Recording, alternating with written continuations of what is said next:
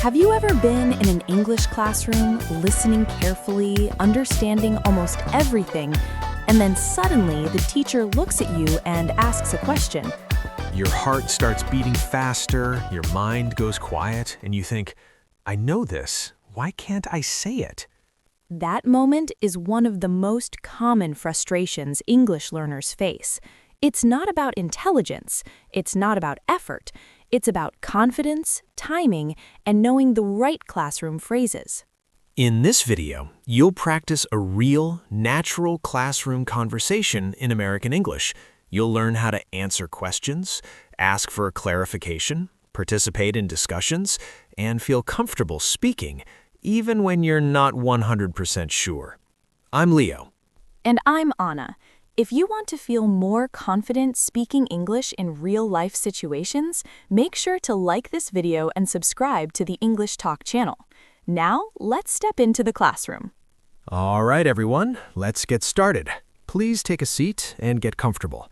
You don't need anything special today, just something to write with and an open mind.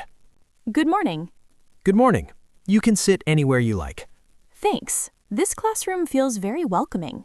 I'm glad to hear that. Is this your first class with us? Yes, it is. I joined the program recently, so everything is still new for me. That's totally fine. New classes can feel a little overwhelming at first, but you're in the right place. I hope so. I was a bit nervous before coming in today. That's completely normal. Most students feel that way on the first day, especially when the class focuses on speaking. That's actually what made me nervous, speaking in front of other people. I understand. Just remember, this is a practice space. No one expects perfection here. All right, everyone. Before we jump into the lesson, let's do a quick introduction activity. Anna, since you're new, would you mind starting? Sure. Hi, everyone. My name is Anna. I recently moved here, and I'm taking this class to improve my speaking skills and feel more confident using English in daily life. Thank you, Anna. That was clear, natural, and easy to follow. Thank you. I tried not to overthink it.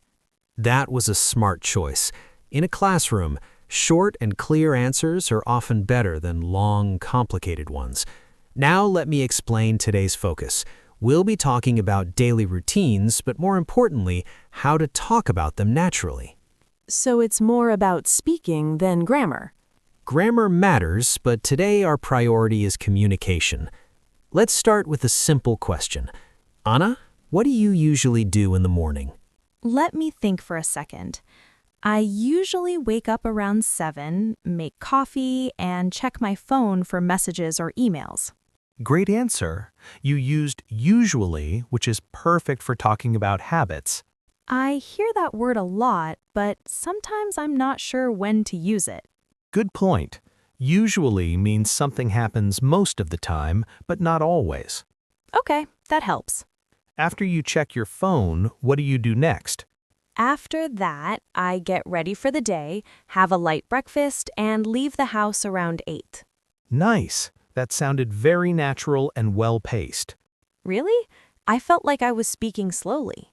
Speaking slowly is not a problem. Clear English is always better than fast English. That's reassuring. Now let's practice adjusting your answer slightly. Can you say the same thing but in a more casual way? All right, I'll try. I usually get up around 7, grab some coffee, check my phone, and head out by 8. Excellent. Grab some coffee and head out are very natural phrases. I hear native speakers use those all the time. Yeah, and now you're using them too. Let's keep going. What do you usually do after work or class? After work, I'm usually pretty tired, so I like to relax a bit. Sometimes I cook dinner, and sometimes I just order food if I don't have much energy. That sounds very realistic. I think many people feel the same way after work. Absolutely. Now, let me ask you a follow-up question. Do you prefer cooking at home or ordering food? I prefer cooking when I have time, but during the week, ordering food feels easier. That makes sense. You balanced your answer nicely. Thanks. I'm trying not to rush. That's the right approach. Now, I want to practice something very important in classrooms. Imagine I ask a question, but you don't understand it completely. What can you say? I could say, sorry, could you repeat the question? Perfect. Or maybe, I'm not sure I understood. Could you explain it again? Exactly. Both are polite and natural. Sometimes I worry that asking again will annoy the teacher. That's a very common fear, but in reality, teachers prefer questions over silence. That's good to hear. Let's practice it in context. Anna, what do you usually do on weekends? Sorry, do you mean every weekend or just last weekend? Great clarification. I mean in general. On weekends, I usually try to rest, meet friends, or do something relaxing like going for a walk. Excellent. Notice how you clarified first, then answered confidently. That felt much better than guessing. Exactly. Guessing often creates more stress. Now let's imagine a group discussion. All right. You're sitting with classmates, and the topic is work-life balance. How would you share your opinion? I think work-life balance is really important. If I work too much without rest, I feel tired and less productive. That's a strong opinion, clearly stated. Should I always start with I think? That's a great question. I think is very useful, especially when sharing opinions. Good to know. You can also say things like, in my experience, or for me. I like for me. It sounds personal. Exactly. Let's continue the discussion. What helps you relax after a busy week? For me, spending time alone helps a lot. I like quiet activities, like reading or listening to music. That's very clear. Sometimes I worry that my answers sound too simple. Simple answers are not bad answers. They're often the best ones. Now let's talk about mistakes. That's a scary topic. It doesn't have to be. Everyone makes mistakes when learning a language. Even advanced speakers? Absolutely. The difference is that advanced speakers don't stop when they make mistakes. I think I stop too often. That's very honest. Let's practice continuing even if something feels wrong. Anna, describe your typical evening. In the evening, I usually eat dinner and... Sorry, I lost my train of thought. That's okay. Take your time. I usually eat dinner and watch something to relax before going to bed. Perfect recovery. That wasn't as bad as I expected.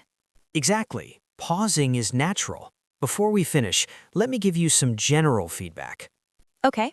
Your pronunciation is clear, your pacing is good, and you're not afraid to pause. That's encouraging. The next step is trusting yourself a little more. I'll work on that. Good. And that brings us to the end of today's classroom conversation. If speaking in class has ever made you nervous, remember this: you don't need perfect English, you need practice and patience. Speak slowly, ask questions, and give yourself permission to think. If this video helped you, please like it, subscribe to the English Talk channel, and keep practicing with us. Thank you for learning with us today. We'll see you in the next real-life English conversation.